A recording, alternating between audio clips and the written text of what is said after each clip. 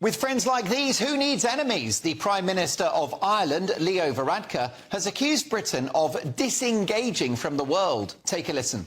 It does bother me to see the United Kingdom disengaging from the world, whether it's reducing its budget for international aid, whether it's leaving the European Union, and now even talking about withdrawing from the European Convention on Human Rights. That's not the Britain I know. Ouch. These comments come ahead of a meeting with Rishi Sunak, which now looks set to be frostier than a pack of jumbo king prawns from Iceland. And there's something fishy about this statement. It feels political. In my view, it's yet another Brexit punishment beating from an EU overlord.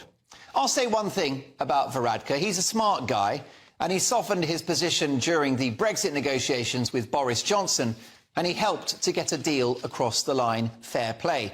But that's as far as it goes. As a man of Irish heritage myself, I'm embarrassed by his latest comments. Let's talk about this Britain that's disengaging from the world, shall we? Signing a free trade deal with the CPTPP, a global trading bloc larger than the entirety of the EU. Is that disengaging from the world? Is doing business with Australia, Canada, Japan, Mexico, Singapore and New Zealand disengaging from the world?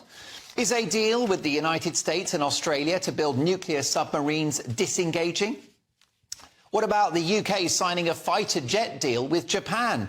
The Hiroshima Accord, security assurances for Finland and Sweden. Is this disengaging from the world?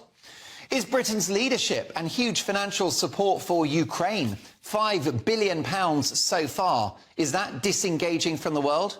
How many billions have Dublin contributed to the war effort against Russia, I wonder? What's happening with Varadkar is that he's behaving like a jilted lover, because this country's great crime was leaving a political bloc and regaining our national sovereignty. His country, Ireland, is sadly so far down the EU rabbit hole, it will never be free. But we are free, and Varadkar hates it. The big man cites Brexit as another example of our disengagement from the world, neglecting to mention the comprehensive free trade deal that we have with the EU itself. And here's an annoying fact that doesn't fit the narrative. Exports to the EU from the UK are now at a record high. Doesn't sound very disengaged to me. The UK is a European linchpin in NATO. We've opened our arms to the people of Hong Kong, 150,000 and counting, following China's reclaiming of that territory. What about Britain's bold leadership during the evacuation of Afghanistan, in which British troops rescued many fleeing the Taliban, including Irish citizens? Is that disengaging from the world? I could go on. Actually, I will. Close to 100 trade deals in the offing, with an agreement with India and its population of 1 billion people likely to be signed by Christmas. What about our diplomatic, defence and economic ties with the Commonwealth, 56 independent countries around the world? Is that, disengaging?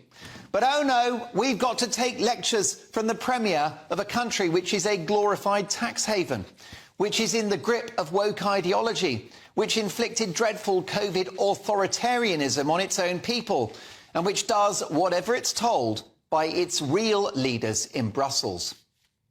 Was it Ireland that armed Kyiv before the Ukrainian war started? Or was that, Brexit Britain? I wonder. Britain has never been more engaged with the world, not despite of Brexit, but because of it. It's only Leo Varadkar, this EU stooge, who's disengaged, and that's from reality.